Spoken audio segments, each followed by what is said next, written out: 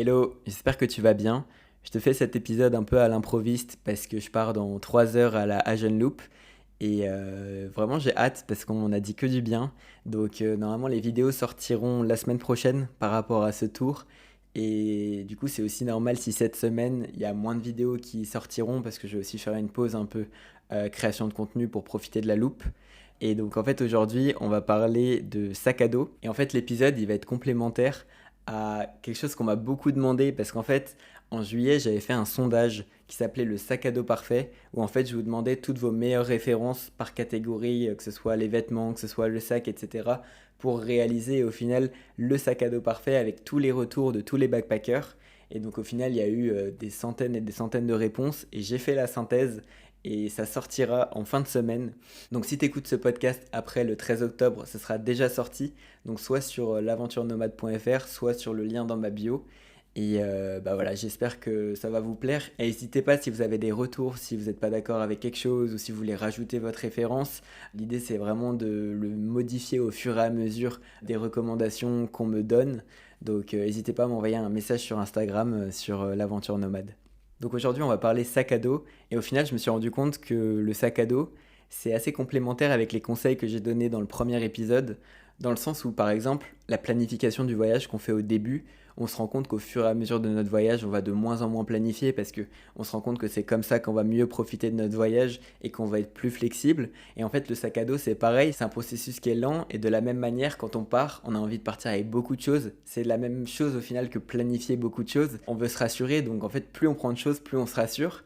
Et ce qu'on se rend compte au fur et à mesure du voyage, c'est qu'on n'a pas besoin d'autant de choses et que c'est même embêtant d'avoir un gros sac. Et au fur et à mesure de nos voyages, notre sac diminue parce qu'on se rend compte que c'est comme ça qu'on profite mieux de notre voyage et qu'on est plus flexible. Et au final, c'est un processus qui est lent, tout le monde va à son rythme. L'idée, c'est pas de partir en banane dès le premier voyage. Et justement, l'épisode dernier, j'étais avec Max qui disait que lui, pour arriver à la banane, bah, il était passé par plein d'étapes. Il était déjà passé par voyager avec un 20 litres.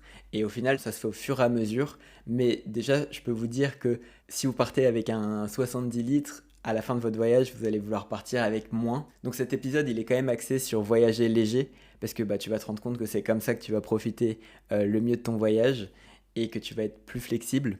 Mais c'est ok de ne pas partir avec un 30 litres dès ton premier voyage. De toute façon, les choses se font progressivement. Si tu as besoin d'objets pour te rassurer, etc., prends-les. En fait, chaque sac à dos est différent en fonction du profil de la personne. C'est-à-dire que la finalité du sac à dos de quelqu'un ne sera pas la même que quelqu'un d'autre, parce qu'on n'a pas forcément tous les mêmes besoins quand on voyage, même s'il y a quand même des besoins qui se ressemblent forcément. Donc voilà, la finalité de l'épisode, c'est pas de se dire bah faut que je parte avec un 20 litres, sinon je vais pas profiter de mon voyage. Reste quand même dans ces conseils de te rassurer, mais justement, profite de ces 5 points pour te questionner sur ton sac à dos. Et j'ai appelé ça des erreurs, mais c'est pas vraiment des erreurs, et je pense que c'est vraiment propre à mon expérience, donc prends quand même tous ces conseils avec des pincettes. Et petit disclaimer aussi, cet épisode il est quand même axé sur voyager léger, et donc voyager dans des pays chauds comme l'Amérique du Sud, comme l'Océanie, comme l'Asie du Sud-Est, et pas forcément aussi pour des vidéastes ou des alpinistes ou en fait des profils qui ont forcément besoin de plus de matériel pour exercer. Et donc en fait bah, le sac il va être forcément plus gros et les conseils ils vont pas forcément matcher. Là c'est vraiment pour le profil de quelqu'un qui veut juste partir en sac à dos dans des pays chauds. Et donc l'idée c'est de te partager les 5 plus grosses erreurs que j'ai pu faire et j'espère que ça t'aidera à préparer ton sac. Donc la première erreur, c'est de partir avec un sac qui ne passe pas en cabine. Déjà parce que ça va te faire gagner du temps et de l'argent quand tu te déplaces, parce que forcément si tu dois enregistrer ton bagage, ça va prendre plus de temps, ça va aussi te coûter peut-être de l'argent. Pareil, devoir attendre ton bagage, ça va te prendre du temps. Et parfois aussi, il peut y avoir ce risque en fait que le bagage, il ait été perdu, il ait été oublié. Je dis sac cabine, mais c'est vraiment parce que le format, pour moi, il est idéal pour voyager. Peu importe en fait comment tu te déplaces pendant ton voyage, mais en fait un sac cabine, c'est à peu près entre 30 litres et 50 litres. Et pour moi, c'est vraiment la taille idéale quand tu pars, parce qu'en fait, si tu dépasses 50 litres, souvent en fait, tu vas juste remplir ton sac de au cas où. Et au final, je pense qu'on est tous un peu comme ça dans la vie. C'est comme quand tu achètes un appartement. Si tu as un 20 mètres carrés, tu vas le remplir, tu vas trouver des meubles, de la décoration pour le remplir. Mais si tu prends un 100 mètres carrés, tu trouveras aussi des choses pour le remplir, des meubles que tu n'aurais pas forcément achetés si tu étais dans un 20 mètres carrés. Et au final, c'est pareil avec le sac à dos. Si tu prends un 80 litres, tu le rempliras. Si tu prends un 20 litres, tu le rempliras. Et moi, je me souviens que moi, j'ai un 40 litres. Et d'ailleurs, je mettrai les références sur le site si ça t'intéresse, qui sortira à la fin de la semaine. Mais il me restait un tout petit peu de place avant de partir et je me suis dit, ah bah trop cool, je vais pouvoir rajouter ça au cas où j'en ai besoin. Et en fait, dès qu'il te reste un petit peu de place, bah tu te dis, ah bah c'est cool, je vais pouvoir rajouter ça. Et tu finiras par le remplir et c'est rare qu'on parte avec un sac à moitié plein, quoi. Et donc le conseil que j'ai envie de te donner par rapport à ce point, c'est vraiment d'acheter dès le départ ton sac et un sac format cabine.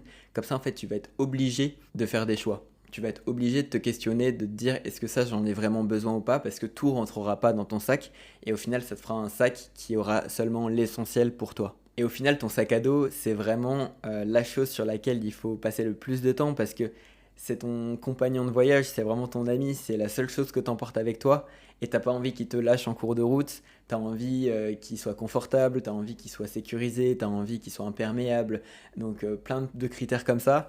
Et je pense que c'est important de prendre du temps pour bien choisir son sac et de commencer par te dire je prends un sac cabine. Et la deuxième erreur, c'est emporter plus d'une semaine de vêtements. Et en fait, emporter plus d'une semaine de vêtements, ça ne veut pas dire plus de 7 tenues. Ça veut vraiment dire, par exemple, moi, j'ai des t-shirts en mérino que parfois je mets 2 jours. J'en ai 4. Bah, mes 4 t-shirts, c'est ma semaine. Et peut-être que quelqu'un d'autre, 3 t-shirts, ce sera sa semaine, 7 t-shirts, ce sera sa semaine. Ça dépend de chacun. Et de toute façon, je pense que les vêtements, c'est la partie aussi après le sac qui est la plus importante parce que c'est la partie qui va prendre le plus de place dans le sac et qui est aussi propre à chacun.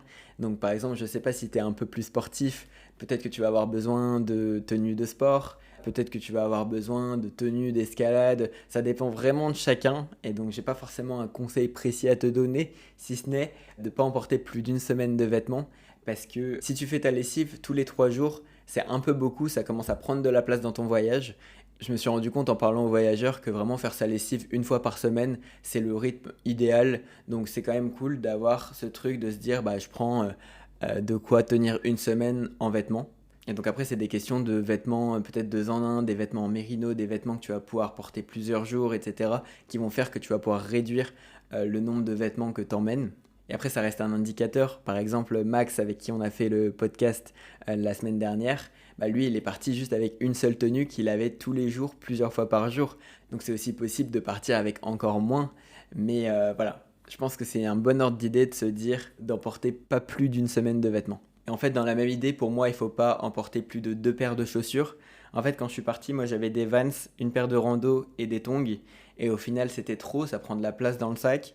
Et je me suis rendu compte qu'avoir 2 paires de chaussures, c'est suffisant. Une paire de rando et une paire de repos.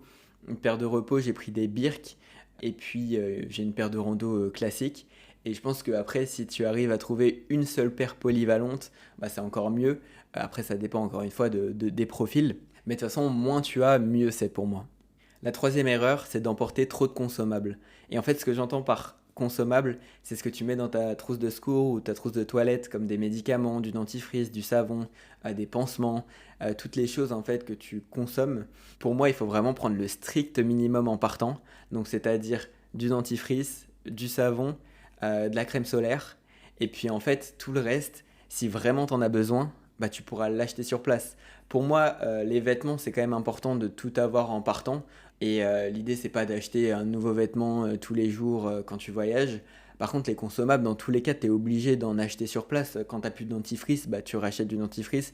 Quand tu n'as plus de pansement, tu rachètes des pansements. Mais souvent, on emporte trop de consommables et en fait, on n'utilise pas tout, surtout dans la trousse de secours. Il y a beaucoup de gens qui m'ont dit mais j'ai une trousse de secours, elle est énorme et j'ai jamais rien utilisé à part des Doliprane. Donc faut faire attention à toutes ces choses en fait que tu peux acheter sur place et qui s'utilisent qu'une seule fois. C'est vraiment sur ça que tu peux aussi gagner de la place parce qu'au final gagner de la place c'est avoir moins de charge mentale.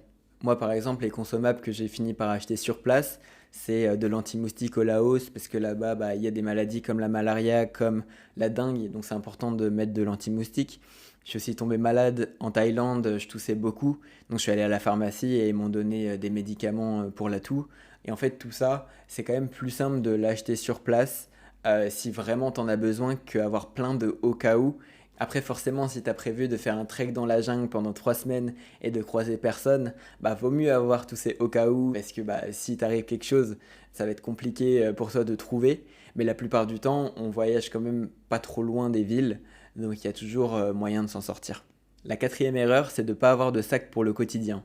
Et au final, moi je l'ai acheté que sur ce voyage, la banane. Je me suis rendu compte à quel point c'était utile et à quel point je peux plus m'en passer maintenant. Je sors jamais sans ma banane. Et en fait, dedans, bah, j'ai tout. J'ai mon portefeuille, j'ai mes écouteurs, j'ai mon téléphone, j'ai ma batterie externe. Et en fait, c'est des choses qui sont tout le temps avec toi. Et limite, parfois, t'as pas besoin d'avoir ce petit sac aussi en plus. Juste ta banane, elle peut te suffire pour faire des petits trajets, des petites balades dans la rue, etc. Ouais, la banane, c'est vraiment sur ce voyage que je me suis rendu compte à quel point c'était utile et ça m'a fait rire aussi de voir que j'étais pas le seul à chercher des bananes à chaque fois que je rencontrais d'autres voyageurs et que c'était un petit peu le truc qui leur manquait aussi avant d'être partis. Donc une banane, c'est trop important et aussi un sac pour le quotidien, un sac pour tous les jours. Je vais te raconter une petite anecdote. C'était pendant mon voyage en Europe. En fait, donc je voyageais avec un gros sac. Dedans, j'avais quand même beaucoup de matériel parce que cette fois-ci, j'étais parti aussi dans cette optique de faire de la photo. Donc j'avais des appareils photo, des objectifs, etc. Qui avaient quand même de la valeur. Et en fait, en rentrant dans le bus, le chauffeur m'a dit, ton sac, il peut pas monter, il doit aller en soute. En fait, le problème, c'est que ce genre de bus s'arrête toutes les heures dans toutes les villes et c'est des bus de nuit. Donc en fait, c'est vraiment open bar pour venir prendre ton sac. Et à ce moment-là, en fait, j'étais avec un ami qui m'a dit mais prends ton sac pliable et mets toutes tes affaires dedans et ton sac pliable, tu l'emmènes avec toi. Et en fait, depuis ce jour-là, je fais ça tout le temps. C'est-à-dire qu'avoir un petit sac où tu mets tous tes objets de valeur et ton gros sac, même s'il n'est pas si gros, et bah souvent il va quand même devoir aller en soute dans les bus, etc. Et bah comme ça, il n'y a que tes vêtements dedans et tu gardes toujours tous tes objets de valeur avec toi. Et vraiment avoir ce petit sac, déjà pour ça, c'est trop important. Mais c'est aussi utile dans la vie de tous les jours. Quand tu veux te balader, au lieu de prendre ton gros sac à chaque fois, bah, tu as ton petit sac et dedans tu peux mettre ta gourde, tu peux mettre ton kawaii, un petit pull, toutes les affaires dont tu vas avoir besoin pour la journée. Et au final, tous les backpackers que je croise ont ce petit sac pour la journée. Et enfin, la dernière erreur, c'est ne pas distinguer les au cas où de l'utile. C'est pas une question de poids, d'encombrement, etc. C'est vraiment une question de est-ce que vraiment tu te vois l'utiliser régulièrement. Et en fait, tout ça, c'est propre à chacun. Par exemple, je sais pas, quelqu'un qui adore dessiner, bah, ça va être sans doute utile de prendre un carnet de dessin avec des stylos. Par contre, quelqu'un qui se dit, bon, peut-être que je vais avoir envie de dessiner un jour et qui prend ce carnet de dessin, au final qui l'utilise pas, bah, c'est complètement différent alors que c'est le même objet. En fait, ça dépend des gens. J'ai rencontré des gens qui voyagent avec des guitares, avec des planches de surf. C'est hyper gros, hyper encombrant, mais au final, c'est des personnes qui utilisent ces objets-là tous les jours parce que bah, soit ils sont guitaristes ou alors ils sont surfeurs et en fait ils surfent tous les jours et ils voulaient avoir leur propre planche, c'était plus pratique pour eux, etc. Bah, au final, c'est pas des au cas où. Donc en fait, vraiment réussir à cerner si c'est un au cas où ou si c'est utile, c'est vraiment une question de est-ce que vraiment tu vas l'utiliser en fait. Et c'est pareil pour le matériel de camping. Il y a beaucoup de gens qui partent avec une tente ou un duvet ou des popotes, etc. pour se dire bah, si un jour je décide de camper dans la nature, j'ai ce qu'il faut. Mais je pense que si c'est pas au cœur de ton voyage et que t'as pas prévu de voyager vraiment en tente tous les jours, etc., bah, vaut mieux pas avoir ce matériel sur soi et vaut mieux le louer. Et au final, en plus, souvent dans les endroits où tu vas vouloir faire du camping, eh ben, il y aura aussi des endroits où tu vas pouvoir louer du matériel de camping pour ces jours-là. Donc, il faut penser aussi à la location.